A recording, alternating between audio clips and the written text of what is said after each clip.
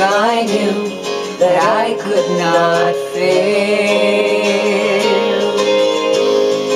If I believed when the wind always filled my sails,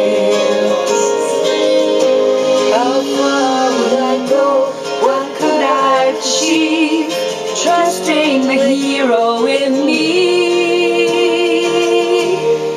If I were brave, I'd walk the razor's edge, where true believers dare to tread, and never lose faith, even when losing my way. What step would I take today if I were brave?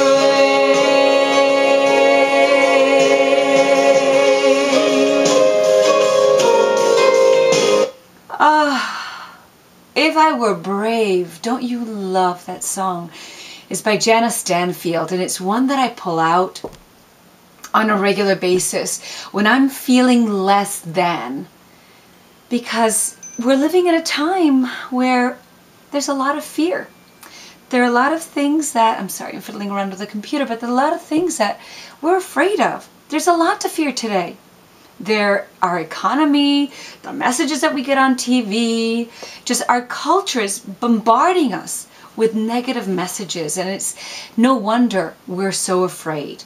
And especially when we think about the dreams that we might have and the passions that we have just bursting to come into the light. And when we hear about all these things going on, it just sends us into a panic. In fact, we think, oh my gosh, I'm going to be 45 years old, divorced, living with my parents, or divorced, living in a van by the river, eating out of dumpsters. So it sends us into this panic, this irrational fear. And there are two basic ways that we're told we can deal with it. And one of those ways is to just push through. To just suck it up, push through, feel the fear, and do it anyway. But the other way is to relax into it, let it wash over you, and soften into the fear.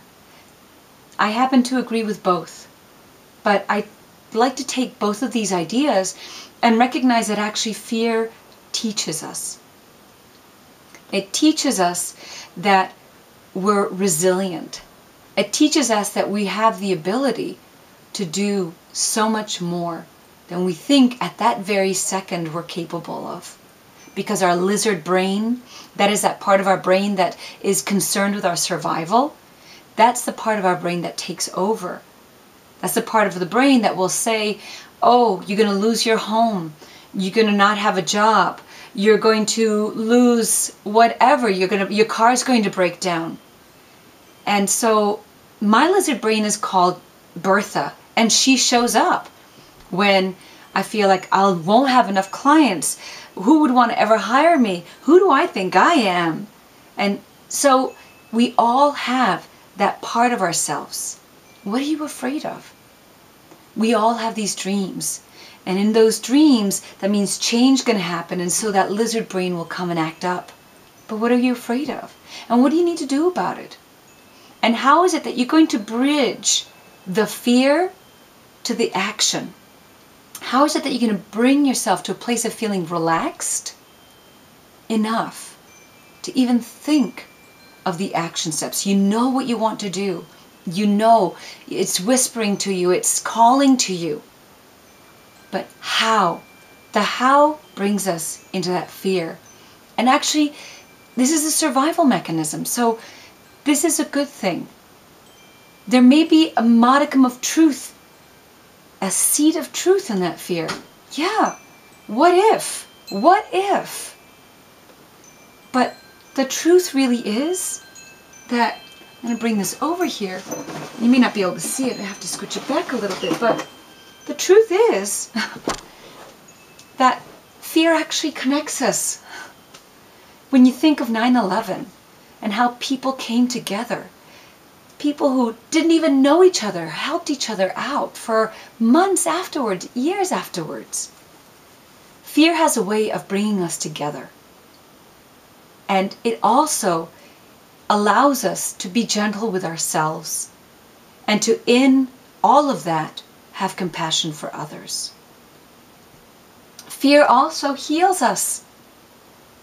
It heals us when we're falling apart, when life brings us down to our knees, and we completely dissolve into nothing. So like a butterfly in a cocoon, before it moves into the butterfly phase, it's in a cocoon phase, and it's completely dissolved. It's dissolved into this soup of goo.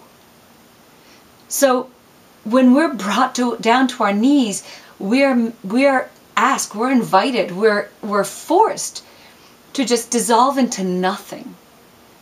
And it's from that place that we can then emerge. Our butterfly self can emerge. We can begin to dry off our wings. We can find our strength. We can begin to fly. So fear can actually bring us to our knees, but heal us in the process.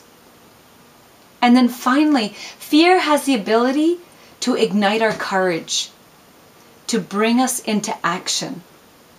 For example, when 12 years ago, when I was on a flight from Portland, Oregon to Detroit, Michigan, I had fallen asleep. I woke up with a thought, oh my God, I've got to leave.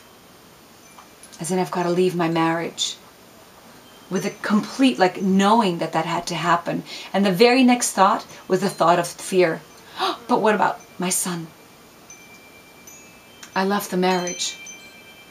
Even in that fear, I knew, I had faith. My son was going to be okay. My son was going to be fine. And so, fear has the ability to connect us, to heal us, and to spur us into action. You have a dream, you have a passion, you're feeling fearful, and you want to bring yourself to that place of fierceness because, our world needs your dreams. So I've put together, for this teleseminar that I have coming up, I've put together a 32-page workbook for you. It's a thing of beauty. But it's a 32-page workbook that we'll be working with together to help bring you from that place of feeling fearful, right? Then feeling connected to this community of women who are also in the same exact place.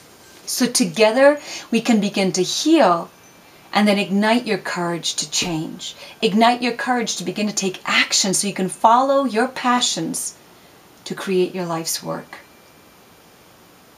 I'm so excited about this workshop, and I hope you will join us.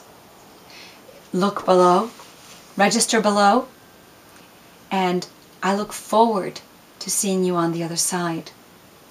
So give yourself the opportunity to be brave, and I'll leave you with Janice Stanfield. This is Joëlle Lydon, the Inspiration Coach, sending all of my love to